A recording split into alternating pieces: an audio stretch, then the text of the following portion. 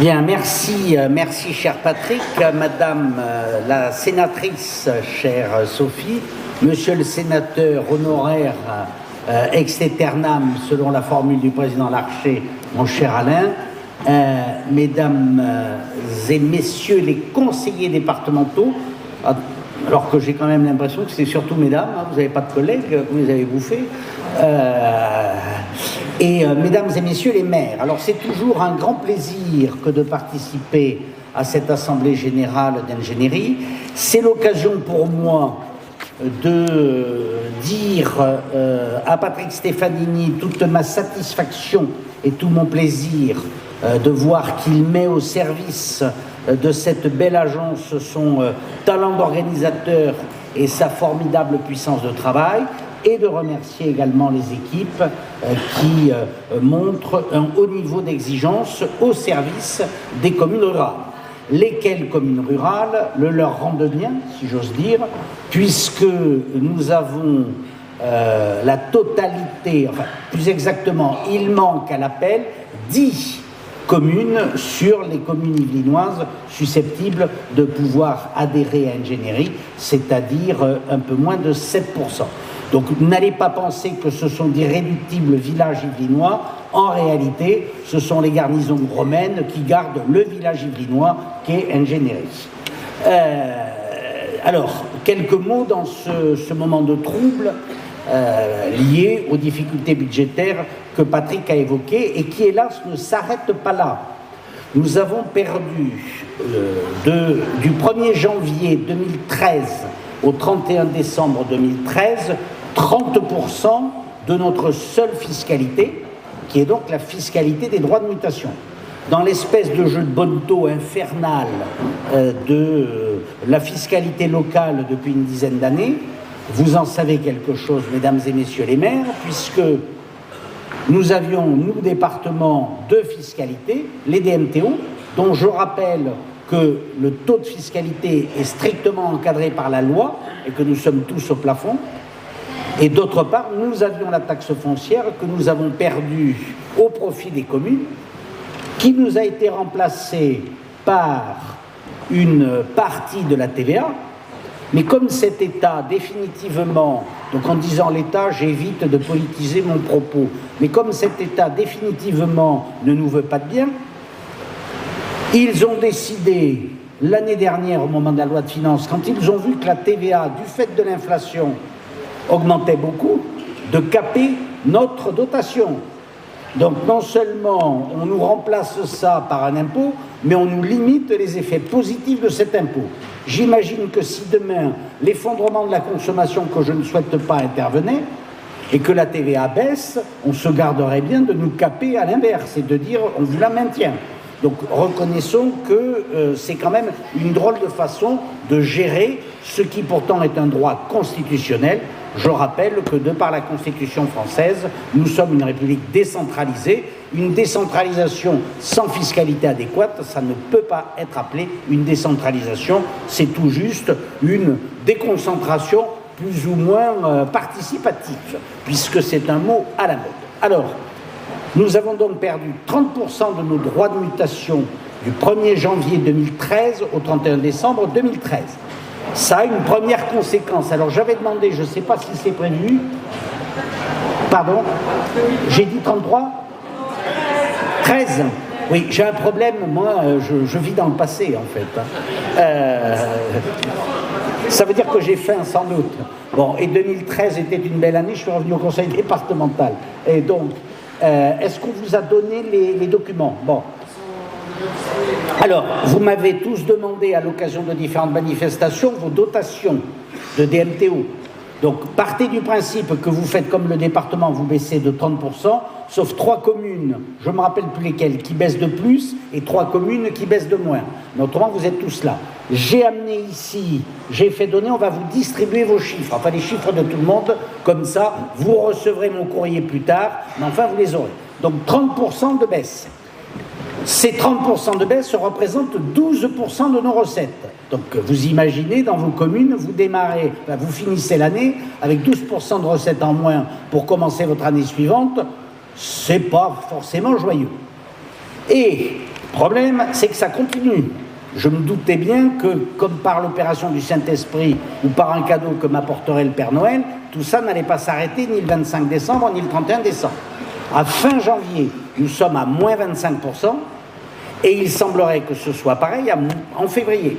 Donc l'hypothèse d'une stabilisation, si elle intervient en 2024, elle n'intervient pas en début d'année. Donc on va probablement, après avoir perdu 140 millions d'euros l'année dernière, soit 30% de nos droits de mutation, ce qui représente 12% de nos ressources. Aujourd'hui, je table sur une baisse qui pourrait atteindre 80 millions d'euros, que ces 80 millions d'euros donc, vont représenter une baisse d'environ 20%, et ce qui veut dire qu'au global, il nous manquera 220 millions, c'est-à-dire que nous aurons perdu presque la moitié de nos droits de mutation, c'est-à-dire à peu près 20% de nos ressources. Alors je connais une solution, mais les gestionnaires que vous êtes seront d'accord avec moi, c'est la dette. Le département aujourd'hui est faiblement endetté. Sa dette est de 700 millions d'euros. Nous avions, de par nos droits de mutation, un autofinancement de 250 millions d'euros, et donc aucune inquiétude, puisqu'il nous fallait moins de 3 ans pour rembourser notre dette. On était un risque chaque fois que l'agence de notation venait nous voir et nous disait on est désolé de ne pas pouvoir vous noter plus que ce qu'on vous donne, mais il y a une règle dans les agences de notation, c'est qu'on ne peut pas donner aux collectivités une notation supérieure à celle de l'État auquel ils appartiennent. Donc c'était l'État qui nous empêchait d'être AA+. Mais il est bien clair que si notre autofinancement suit le mouvement de 250 millions d'euros, on va passer à un autofinancement, je vous ai dit qu'on allait probablement perdre 80 encore cette année, donc 250 moins 220, il resterait 30 millions d'euros d'autofinancement, ce qui amène notre dette déjà de 700 millions d'euros à un remboursement en 20 ans. Autant dire qu'on en prend pour perpète. Mais ce qui veut aussi dire que si on accroît cette dette par des emprunts pour financer nos investissements, c'est plus de 20 ans encore. Donc l'urgence en ce qui nous concerne, c'est de reconstituer de l'autofinancement et de limiter l'appel à l'emprunt. Je ne dis pas que nous n'emprunterons pas, je suis en train d'établir, et je bricole, parce que je suis obligé d'attendre les résultats, je pense qu'on établira les choses définitivement en avril-mai, quand j'aurai ce que j'estime être la tendance sur l'année de nos droits de mutation. Donc l'objectif est d'arriver comme ça à fixer le niveau maximum d'emprunt auquel nous devons parvenir dans le mandat pour être certain de pouvoir commencer avant la fin de mandat à rembourser cet emprunt pour le rendre soutenable pour les finances départementales, pour que dans le prochain mandat, quels que soient les élus, on ne sait pas par avance qui sera élu dans le prochain mandat, ce sont les électeurs qui décident, mais l'équipe qui gérera le département puisse continuer à gérer convenablement ce département. Donc voilà pour nous ce qu'est la situation aujourd'hui. Alors, qu'est-ce que nous avons pris comme décision? Elles ont été évoquées par Patrick, mais je voudrais dire la philosophie d'abord de ces décisions. La philosophie de ces décisions, c'est justice et acceptabilité. Justice et acceptabilité, qu'est-ce que ça veut dire? Ça veut dire que les mesures d'économie, pour aussi nécessaires qu'elles soient, doivent pouvoir être acceptables. Et deuxièmement, justice, ça veut dire que notre département a des territoires divers, en particulier des territoires ruraux et des territoires urbains, et il convient donc d'équilibrer l'effort. Équilibrer l'effort, qu'est-ce que ça veut dire? Nous dépensons beaucoup moins en valeur pour les territoires ruraux que pour les territoires urbains. Mais il n'aura échappé à personne que les territoires ruraux sont moins peuplés que les territoires urbains. Et la réalité est donc que nous dépensons 2 fois plus par habitant des territoires ruraux que des territoires urbains. Donc il faut des mesures justes et acceptables pour les ruraux comme pour les urbains. Donc pour être très honnête, comme la dépense pour les ruraux est inférieure à celle des urbains, nous aurions pu décider, et au départ encore Kim Il-sung, ce n'est pas le président qui décide de tout. Je propose à l'Assemblée qui délibère et donc qui décide. Mais nous devons avoir donc bien en tête que puisqu'on donne plus aux ruraux qu'aux urbains, il convient de faire aussi porter des efforts pour les ruraux comme pour les urbains. Donc, nous ne touchons pas d'abord à ce qui est le socle de l'aménagement du territoire yvelinois, les contrats ruraux. Nous sommes bien conscients que si on touchait aux contrats ruraux, ce serait catastrophique pour vous. Et lorsque je dis qu'on ne touche pas aux contrats ruraux, nous maintenons donc la décision que nous avions prise il y a 3 ou 4 ans du contrat rural plus. Donc on ne dégrade pas les contrats ruraux. Ils sont maintenus tels quels. J'ai entendu dire ici ou là qu'on allait les supprimer. Très gentiment, la région dit, mais dans ce cas-là, moi je peux donner un peu plus. N'hésitez pas à leur demander plus, sachant que moi je ne vous donnerai pas moins. Voilà. Donc, contrats ruraux maintenus, Patrick vous l'a dit, je vous le confirme. N'entendez pas ceux qui vous disent que les contrats ruraux, il n'y en aura pas. N'entendez pas aussi ceux qui vous disent « Ah oui, mais les contrats ruraux, ça ne va reprendre qu'en fin d'année, etc. » Pas du tout. L'instruction continue comme si de rien n'était. Donc, contrats ruraux maintenus. Ensuite, toutes les autres mesures sur le patrimoine, etc. sont toutes maintenues. Le seul effort que je demande aux territoires ruraux, qui est un effort de solidarité, et dans le cadre de cette justice et de l'acceptabilité, c'est une année blanche sur la voirie. Je sais que je vous embête, mais c'est la conception que nous avons de la justice et de l'acceptabilité. Parce que la vérité, c'est maintenant, regardons du côté des urbains. Eux, ils n'ont pas le système des contrats ruraux. Ils ont des contrats que nous allons remettre en cause et pour lesquels nous allons donner beaucoup moins d'argent. Nous avons commencé sur tout ce qui est politique de la ville. Pour les quartiers défavorisés, j'ai été élu d'une commune qui comptait le plus important quartier défavorisé des Yvelines. C'est donc une politique à laquelle je suis fondamentalement attaché.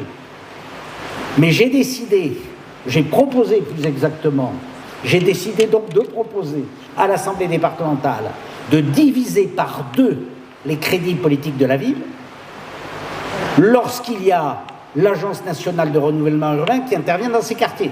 Car je considère que c'est une politique d'État, nous n'avons aucune obligation légale, et donc l'État doit faire plus. Mais nous maintiendrons, ça ne vous concerne pas, mais c'est pour moi important, la politique de renouvellement urbain dans les quartiers, et donc dans les villes où l'État n'intervient pas.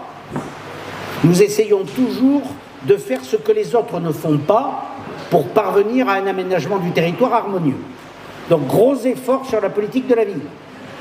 Très gros efforts, pardon.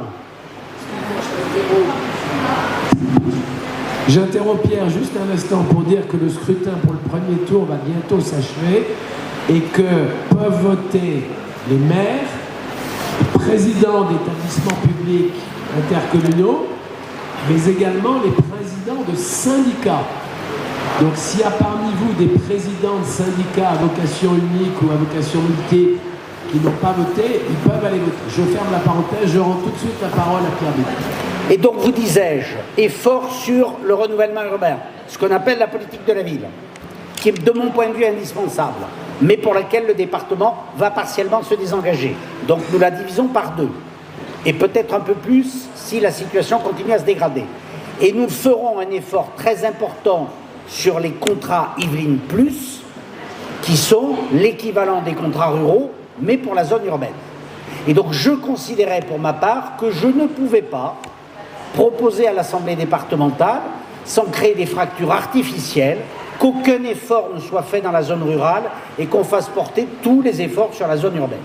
D'autant que, mes amis, je suis bien conscient de l'insuffisance de vos recettes en zone rurale, et la justification existentielle d'un conseil départemental, c'est d'assurer la péréquation justement entre une zone urbaine plus favorisée et une zone rurale défavorisée en termes de ressources, à quelques exceptions près, mais reconnaissons qu'aujourd'hui, dans les villes, dans la zone urbaine, boucler les budgets devient aussi difficile que dans la zone rurale. Et que des communes dites riches sont aujourd'hui en grande difficulté, en très grande difficulté. Parce qu'elles ont connu, vous allez me dire, un problème de riches, Elles ont connu une époque où elles pouvaient investir dans des infrastructures. Aujourd'hui, on leur retire la capacité financière de gérer ces infrastructures, voire de les rénover. Je ne vous parle même pas de construire de nouvelles infrastructures ou de nouveaux équipements. Et donc, sur cette affaire du triennal voirie, c'est le seul effort qui est demandé à la zone rurale et qui acceptera des exceptions. Un d'entre vous m'a écrit récemment pour m'expliquer qu'il avait une route qui était en train de s'effondrer. Même si vous savez que le fonds que nous avons créé, le fonds d'intervention d'urgence, doit être utilisé avec prudence, parce que le jour où la Chambre régionale va venir mettre son nez là-dedans, elle va vraiment vouloir savoir si urgence il y avait, mais toujours est-il que sur ces affaires de voirie, lorsqu'un d'entre vous aura une urgence en 2024, alors qu'il n'a pas le triennal et qu'il pensait traiter cette urgence avec le triennal, je l'invite à se rapprocher d'ingénierie, de Patrick ou des services d'ingénierie, et je répondrai, puisque la question me sera posée personnellement, là pour le coup c'est une décision du président, je répondrai favorablement lorsque l'urgence est avérée. Voilà donc le seul effort, mes chers amis, que je vous demande. Il eût été facile et démagogique de vous dire que la situation est tellement catastrophique qu'on ne pouvait pas vous payer la voirie. C'est pas vrai. J'assume, c'est ce souci de justice et d'acceptabilité. Il faut que la zone rurale soit un peu solidaire, comme l'ensemble des Yvelines, de cette période un peu difficile. Alors, quand allons-nous sortir de cette période difficile? Je n'en sais strictement rien. Nos ressources venant des DMTO viennent des transactions dans l'ancien. Donc nous dépendons largement des taux d'intérêt et pas simplement de la politique de construction neuve. La politique de construction neuve, je sais qu'elle ne repartira pas, je ne suis pas grand clerc, avant 2027 au mieux. Pourquoi? Parce que l'actuel gouvernement, sous l'autorité du président de la République, est très clair sur ces sujets. Il considère que l'aide à la pierre n'est pas fondée parce que c'est une économie de rente. Et il préfère que les Français investissent en bourse ou en capital risque plutôt que dans la pierre. Ils ont été élus, ils sont légitimes, ils sont légaux, c'est leur décision, donc on sait que ça ne bougera pas. Donc vous ajoutez à ça quelques difficultés liées au prix du foncier, etc. Donc c'est le marché qui va s'autoréguler, et l'autorégulation du marché, elle va prendre 2, 3, 4 ans, parce qu'il va falloir que les promoteurs acceptent leurs pommes dans leur compte, donc ils baissent leurs prix. Baisser les prix, ça veut, comme il faut baisser les prix de 10% et que généralement ils faisaient 10% de bénéfices, ça veut dire qu'il faut qu'ils acceptent de ne pas gagner d'argent ou d'en perdre un peu. Et comme 10% c'est une moyenne, y a des opérations sur lesquelles ils perdront beaucoup d'argent et des opérations sur lesquelles ils n'en gagneront pas. C'est comme ça. Un des plus grands groupes français, qui est Altarea Cogedi, m'a annoncé, je crois, 70 millions de pertes en 2023. Nexity, qui est le premier, a annoncé 9 millions de bénéfices quand ils en avaient fait 70 avant. Beaucoup perdent de l'argent. La filiale de la Caisse des dépôts ICAD perd de l'argent, etc. Bon, le neuf est sinistré pour les 4 ans qui viennent. Ça n'est pas l'essentiel. Chez nous, c'est 10%, 10-15%. Ça dépend des années, des droits de mutation. Donc tout est dans l'ancien. Si effectivement il y a une baisse des taux d'intérêt, comme ça a l'air de s'amorcer du fait de la bataille gagnée contre l'inflation, on peut estimer que le marché de l'immobilier reparte. Concernant le département, nous faisons le pari que nous serons à 0% l'année prochaine, c'est-à-dire on ne croit pas à une croissance en 2025, et que nous reprendrons 10% après année en 2026, 2027, 2028. Je ne peux pas prendre l'engagement à cet instant, je prends l'engagement de toujours maintenir ce qui a été prévu pour les communes rurales, c'est l'essentiel pour vous, communes rurales qui êtes là. Pour tout le reste, je ne sais pas à quel niveau sera notre dette et je ne prends donc aucun engagement. Je pense que nous serons obligés d'utiliser les années 2026, 2027 et 2028 pour désendetter un département, que nous serons obligés d'endetter un peu plus pour passer ce cap, car nous avons beaucoup de projets dans les tuyaux. Et dans ces projets, il y a des projets qui relèvent de notre compétence légale, par exemple construire des collèges, monsieur le conseiller départemental de Bonnières qui espère bien voir le collège de Bonnières reconstruit, mais nous avons aussi des obligations qui sortent de nos obligations légales. mais qui sont vitales pour notre département et dont personne ne s'occupe. Donc je voudrais en dire un mot parce que ça a fait l'actualité ce week-end. Le pont d'Acher à Andrézy. Pourquoi on veut faire un pont d'Acher à Andrézy? Alors, il y a quelqu'un que j'ai mis au tribunal, je ne suis pas sûr qu'il soit condamné d'ailleurs pour diffamation, parce que les tribunaux sont parfois un peu surprenants dans leurs décisions, qui a dit que c'était pour que le président du conseil départemental puisse se mettre de l'argent dans la poche. Bon, je vous rassure ou je vous inquiète, j'en sais rien, mais ce n'est pas le cas. Ce qui est certain, c'est que si nous ne faisons pas ce pont, la circulation dans Poissy restera toujours aussi impossible. Et la circulation dans Poissy, on a le droit de dire qu'on s'en fout. Bien entendu, quand on n'habite pas Poissy. Mais Poissy est la 3e zone d'emploi du département des Yvelines. C'est de très loin la première zone d'emploi de la vallée de Seine qui est totalement sinistrée en matière d'emploi. Je rappelle qu'en matière d'emploi, les Yvelines n'ont pas retrouvé le niveau d'emploi d'avant la crise de 2008. Nous sommes le seul département d'Île-de-France dans ce cas. Quand on vous dit les Yvelines, c'est des riches, c'est une vision fausse. Les Yvelines, certes, il y en a une partie confortable, mais il y a une autre partie qui est ouvrière, qui est industrielle. Cette partie-là a été totalement sinistrée. Cette partie sinistrée, donc, a son cortège de chômeurs. Pensez bien, parce quand vous êtes chômeur longue durée, vous finissez au RSA. 25% des RSA du département sont concentrés sur ce qu'on appelle le Mantois. Mantes, les deux Mantes, Limay et les communes juste alentour. 50% des RSA sont en Vallée de Seine dans la communauté urbaine qui ne représente que 27% de la population du département. Donc, quand vous avez dans le Nord-Yvelines une ville et un territoire qui est le 3e bassin d'emploi du département et qui se porte bien, dans laquelle vous avez une décision fondamentale qui a été prise par un grand groupe qui s'appelle Stellantis, qui a décidé de construire son siège France à Poissy, amenant par là même 7000 emplois de cadres et d'employés, donc mieux payés que des ouvriers, ce qui est bon pour l'économie circulaire locale. Quand vous avez ça, vous ne prenez pas le risque de les voir repartir dans 13 ans, fin du bail de leur location à l'investisseur qui va les loger à Poissy. Vous ne prenez pas le risque parce que vous n'aurez pas fait les infrastructures de transport qui permettront d'accéder au siège. C'est aussi bête que ça. Donc nous avons besoin de fluidifier la circulation à cet endroit-là, parce qu'on n'a jamais fini la 104. Alors pardonnez-moi pour ceux qui n'habitent pas ce coin-là, la 104 c'est la Francilienne. Il y a des associations qui se sont toujours opposées à ce qu'on boucle. Bon, on n'a pas bouclé la Francilienne. Je redis ce qui est pour moi du simple bon sens. Les automobilistes, quand ils empruntent la Francilienne par le nord ou par le sud et qu'ils arrivent dans les Yvelines, c'est pas parce qu'on n'a pas fini l'autoroute qu'ils font demi-tour. Ils passent. Mais ils passent sur les voiries nationales existantes, départementales existantes, qui bien souvent sont saturées, ils passent sur des voiries communales. Donc le fait qu'on n'ait pas bouclé cette A104 a créé à cet endroit-là un bouchon quasi permanent. Et donc nous sommes bien obligés, nous, puisque cette A104 qui dépend de l'État ne risque pas d'être bouclée, à mon avis, avant longtemps, en tout cas, je ne le vois pas bouclé au XXIe siècle. On est un certain nombre ici à pouvoir dire qu'on le verra au 22e dans ce cas-là, mais enfin on n'est pas très nombreux quand même. Et donc, il faut bien qu'on agisse.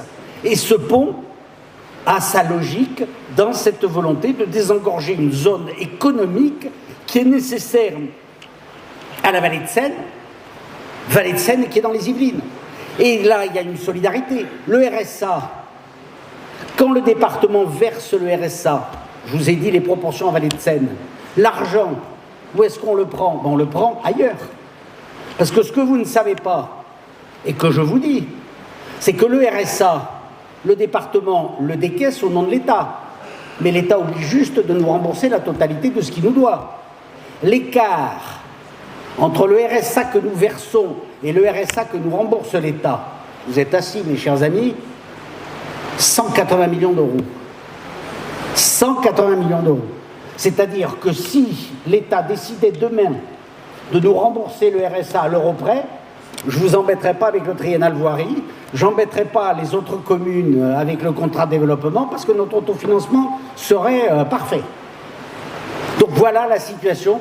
Pardonnez-moi d'avoir été un peu long, mais je voulais être pédagogique, didactique et le plus clair et le plus transparent possible pour que vous compreniez bien que ce qui vous agace et que je peux entendre dans cette affaire de triennale voirie, c'est une petite chose comparée au choc que nous subissons et c'est la nécessité de la justice et de l'acceptabilité pour que les Yvelines restent face à ce choc unis. Nous sommes tous dans la même galère, dans ce département que nous aimons, dans ce département magnifique, dans ce département que, quoi qu'il arrive, nous continuerons à développer, nous continuerons à bien gérer, nous continuerons à l'embellir, en particulier grâce à l'ingénierie, grâce aux équipes d'ingénierie, mais surtout grâce à vous les maires. Bonne journée à toutes et à tous, bonne soirée plutôt.